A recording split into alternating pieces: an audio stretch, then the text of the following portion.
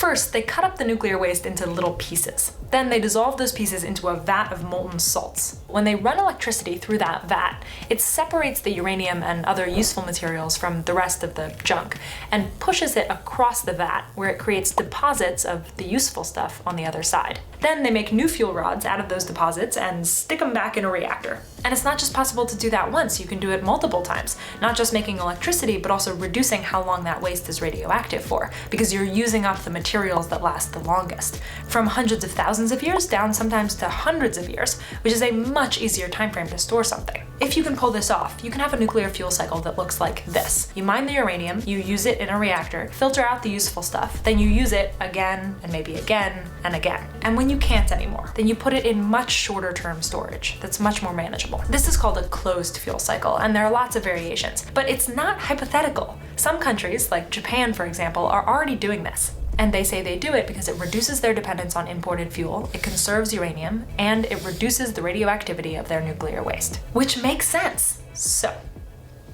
what happened in the United States? Tonight I want to have an unpleasant talk with you. In 1977, President Jimmy Carter announced new policies meant to stop the growing risk of nuclear war. And that meant stopping all nuclear recycling. Why? Well, you remember the materials that we separated out during the recycling process. One of those materials was plutonium, which is a highly radioactive element that was seen as the highest concern for nuclear proliferation. So President Jimmy Carter stopped all nuclear recycling, saying, quote, "A viable and economic nuclear power program can be sustained without such reprocessing and recycling." The US moved away from the kinds of reactors that could handle nuclear waste, called fast reactors, and toward the kinds of reactors that exist today, called light water reactors. But while the US stopped nuclear recycling, other countries didn't. The ban on nuclear recycling stopped being seen as helpful to slow the threat of nuclear proliferation. So President Reagan lifted the ban in 1981, but by then, companies had invested in the kinds of reactors that couldn't recycle, the kind that we have now. Today, the main claim is that nuclear fuel recycling is too high cost. It's just not economical.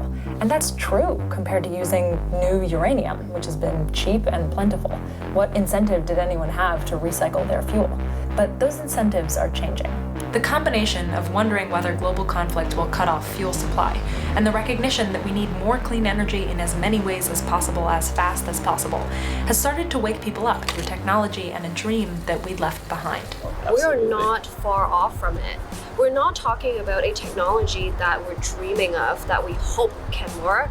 We're talking about technology that has already been demonstrated before and proven. We just need to commercialize it. There is a lot to figure out and a long way to go.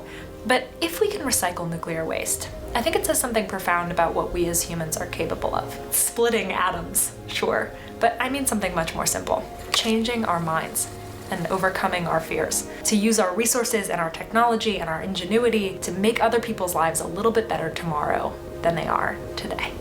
And this, of course, is just the beginning. Not only will atomic power be released, someday we will harness the rise and fall of the tides and imprison the rays of the sun. We have indeed just begun.